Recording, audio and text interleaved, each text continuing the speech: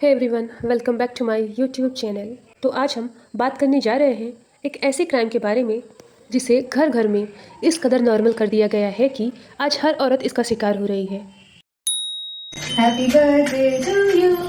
क्या हुआ? क्या हुआ? क्या हुआ? ऑन करना भी चलिए नाम लो, बोले तुम बोले ना। हाँ, नहीं। जरा को बोले ना। नहीं ऐसा कुछ तुम्हें बोले नहीं ये चाहिए। पूरा लोग ऐसे चलो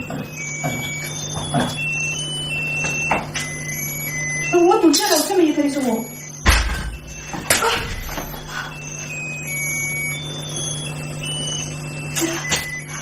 तुझे नहीं देखो करी सो वो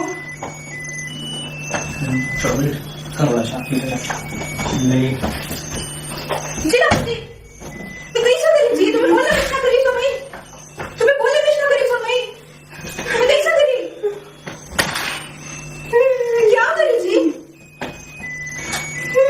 मैं कैसा करी तुम्हें बोले कैसा करी सो मैं तुम्हें करो बोले कैसा करी सो जी मैं वो निकल जा तुझ जा मैं वो बंद करो बोले तुम्हें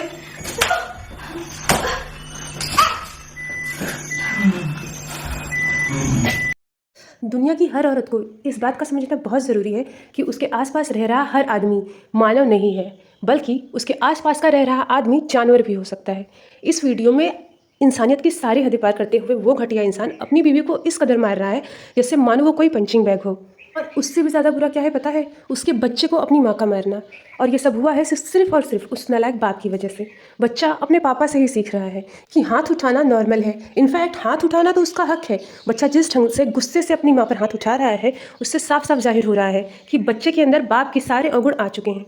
खैर, बाप ने तो अपनी ज़िंदगी बर्बाद की ही है, अब वो अपने बच्चे को भी उसी राह पर लेकर जा रहा है। क्या वो बच्चा कभी भी खुशहाल शादीशुदा ज़िंदगी जी पाएगा?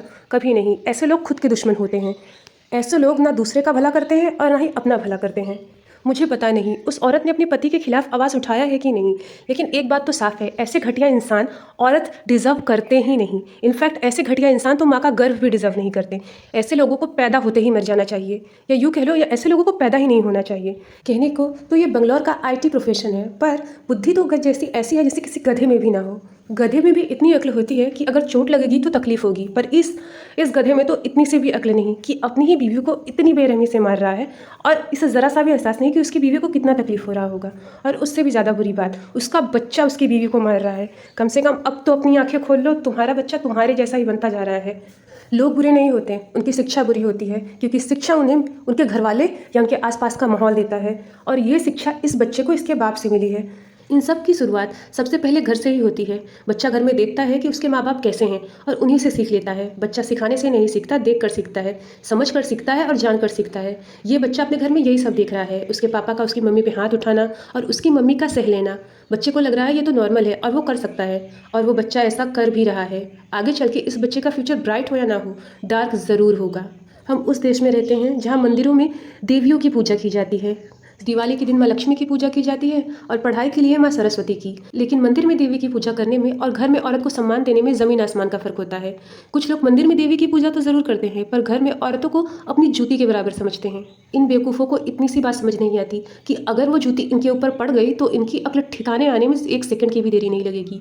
इसमें सारी गलती सिर्फ उस आदमी की नहीं है, बल्कि उस औरत की भी है। वो चुपचाप मार क्यों खा रही है? वो चाहे तो पलट कर मार सकती है। उसे किसी भी ढंग से इस बर्ताव को सहने की ज़रूरत नहीं है।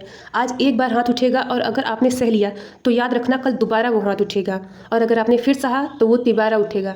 इसलिए ज़रूरी है कि पहली बारी जब हाथ उठे तो उसी वक्त उस हाथ को रोक दो। मुझे नहीं पता पुनर्जन्म होता है कि नहीं होता, लेकिन मुझे इतना ज़रूर पता है कि ये जन्म हमें ज़रूर मिला है और इस जन्म को किसी से मार खाने में वेस्ट नहीं करना है, बल्कि अपनी ज़िंदगी के उद्देश्यों को पूरा करना है। हमारी अपनी लाइफ है, हमारी अपनी चॉइस है, हमारी अपनी चाहते हैं। किसी से प्यार करना, उसके लिए जीना, उसका ख्याल रखना बहुत अच्छी बात है, लेकिन इस कदर से ख्याल रखना कि वो हमें इंसान ही ना समझे, इससे ज़्यादा बुरा कुछ हो ही नहीं सकता। एक ज़िंदगी है, अगर जी के मरोगे तो एक बार मरोगे, और अगर इस ढंग से जीते रहे तो बार बार मरोगे। इसलिए खुद से सवाल करो कि आपको जी कर मरना है या मर मर के जीना है।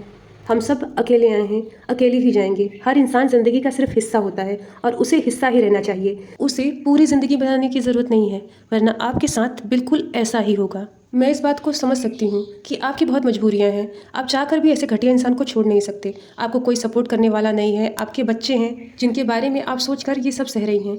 लेकिन याद रखना, एक बार अगर हिम्मत कर ली तो थोड़ी सी तकलीफ ज़रूर होगी, लेकिन सारी ज़िंदगी खुशहाल गुजरेगी। लेकिन अगर हिम्मत नहीं कर पाए तो सारी ज़िंदगी इसी का शिकार होना पड़ेगा।